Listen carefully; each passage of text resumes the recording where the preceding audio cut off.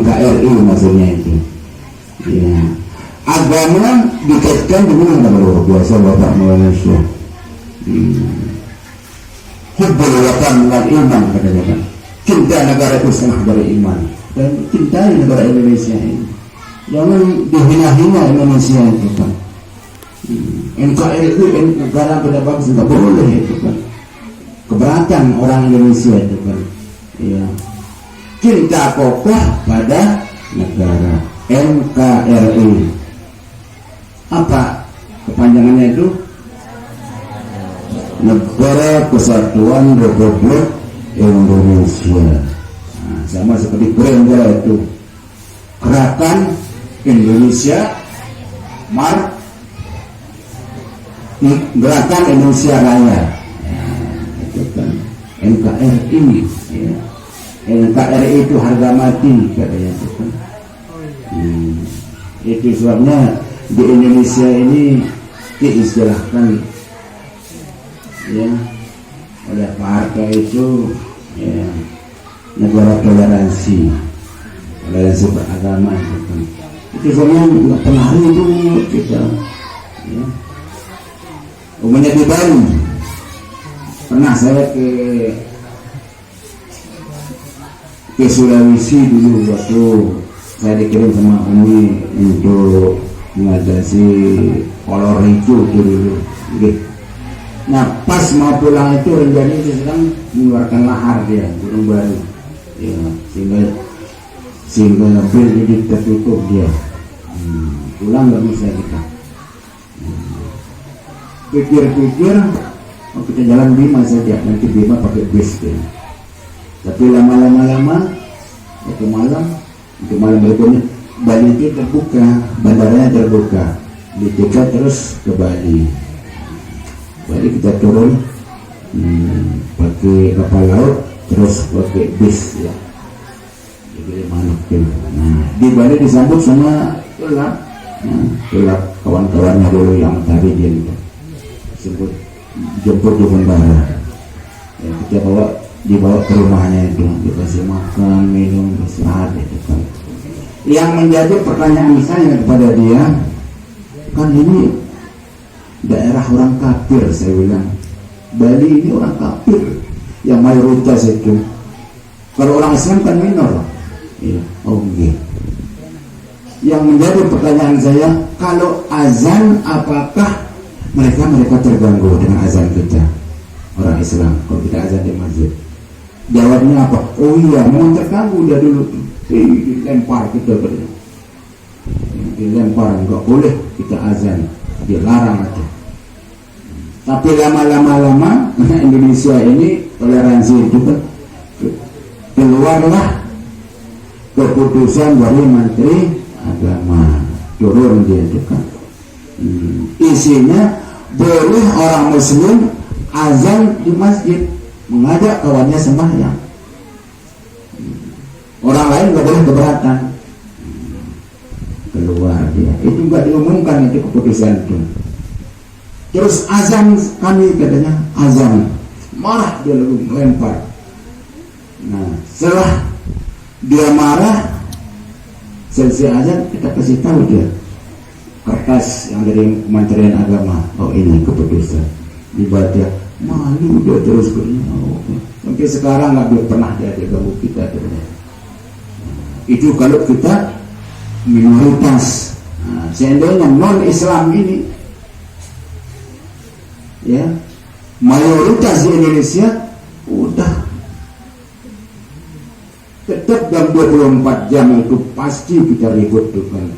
Kemana kita lari katanya orang Islam itu, kemana kita sembunyi, kita mau dibunuh. Tapi kan kita mayoritas tuh kan. Walaupun kita mayoritas, dia minor sedikit, nggak pernah kita mengganggu itu. Karena agama Islam itu agama apa? Rahmatan lil alamin. Iya. Nah itu kita dulu tuh sebenarnya Rahman dia. Okay. Yang kafir juga didukung oleh Nabi. Jangan dihina dia. Semua kafir itu ada dua. Ada namanya kafir harbi, ada namanya kafir jadi.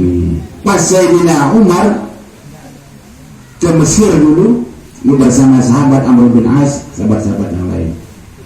Dia bertemu dengan tokoh-tokoh gereja yang di Mesir, kan agama Nasrani di sana. Nah, datang waktu zuhur, dia mau sholat. Yang menjadi pasturnya apa katanya? Silahkan Amirul Mukminin, usul lebih banisa. Disuruh dia sholat saja di gereja kami katanya. Jawab sedang umat, lah.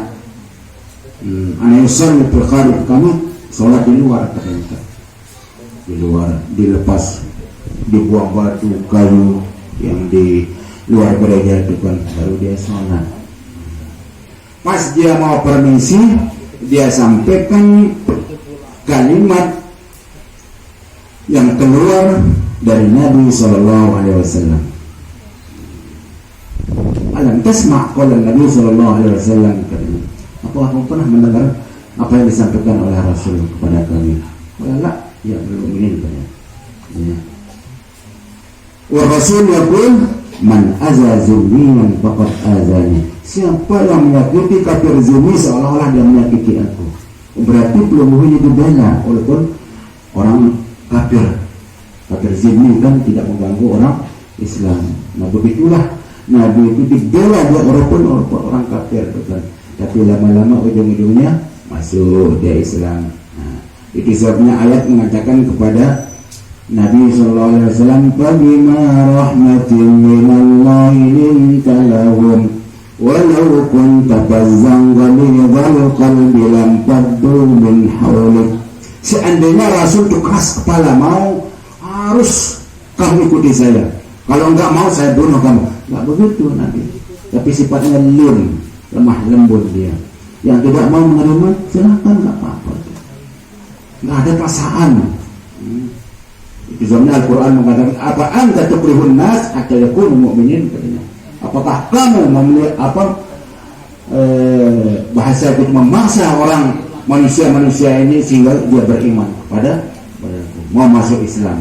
Jangan, enggak usah dipaksa. Lin lemah lembut Nabi itu kan.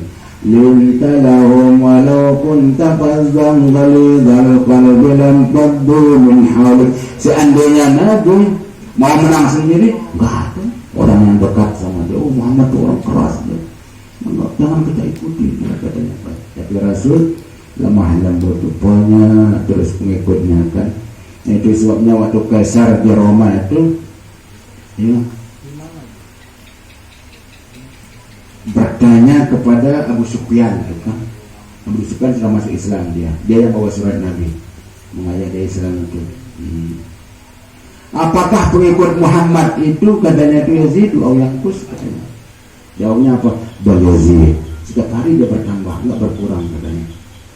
Apakah orang yang kaya, yang lemah, yang miskin yang mengikuti? Baik, orang miskin, orang gaib itu yang mengikuti kaya enggak mau katanya itu. Tapi lama-lama dia surat Nabi itu dirobek dia, kecuali itu yang selalu di sholat gaib waktu matinya siapa itu? Yang raja waktu Nabi sholat gaib itu, raja apa itu namanya itu? Enggak ingat sana Gus? Ya, siapa? Abasyah. Ya, Habsyi itu. Dia yang beriman itu kan agama Nasrani juga dia masuk Islam dengan ajakan Nabi SAW. Dialah yang memberikan Nabi hadiah dokter seekor hemar yang akan ditunggang ke sana kemari di Madinah itu kan. Dokter disuruh bawa melayani Nabi di Madinah bersama-sama. Tapi Nabi nggak pernah sakit, sahabat nggak pernah sakit. Tugas kita nggak ada di sini. Saya pulang saja ke negeri saya, negeri Habasyah itu. Najasyi, Raja Najasyi itu. Saya pulang saja mana katanya. Tapi saya bertanya sebelum saya berangkat meninggalkan Madinah katanya, apa resep pelung wudhu sehingga pelung nggak pernah sakit, sahabat nggak pernah sakit ini. Nah baru keluar resep itu kepada dia, dikasih tahu. Kami tidak makan sebelum lapar. kami berhenti makan sebelum kenyang, katanya. Sebabnya Nabi mengatakan, ya, sulusul li ta'amihi wa sulusul li syarabihi wa sulusul li nafasihi. Sepertiga untuk makanan, sepertiga untuk minuman, sepertiga untuk nafas yang menjadi sehat, ya kan. Dijaga sedikit-sedikit, ya kan. Seperti makanan bapak malah sedikit, dia beliau itu, ya, tapi sehat, ya kan. Nah begitu ajaran Nabi Sallallahu Alaihi Wasallam, ya. Cinta kokoh kepada negara, tokoh NKRI kita ini kita bela dia, ya. Kisahnya nanti hari Rabu 17 Agustus Presiden Pak Jokowi akan pidato menjelaskan tentang perjuangan Indonesia dari sejak dia merdeka 1945 sampai sekarang menjadi kemerdekaan Indonesia ke-77. Berarti duluan Nahdlatul Ulama. Kalau Nahdlatul Ulama akan ultah ke 87, ya, duluan tuh. Sebelum merdeka ini sudah Bapak membuka madrasah desa dan dasan, ya, buka madrasah desa dan dasan agar tersebar ajaran Tuhan. Apa terus? Ikatan pelajar PGA aktifkan, himmah pemuda harus tanggalkan. Ya Allah, luar biasa, semua bisa dilakukan oleh Bapak Malaysia. Tapi mudah-mudahan terakhir kita bisa ngiring sampai akhir hayat kita tetap di dalam sami'na wa ata'na. Ya itu saja itu. Ngiring nggak usah banyak ulah kita kan, ya, supaya kita mendapat barokah dari Allah Subhanahu wa Ta'ala. Seperti di dalam wasiat yang terakhir, barokah itu tak bisa dibeli dengan mas intan sebesar lenjani.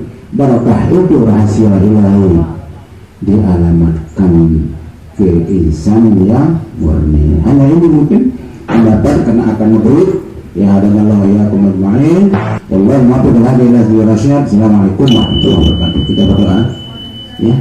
Doa besar kalian.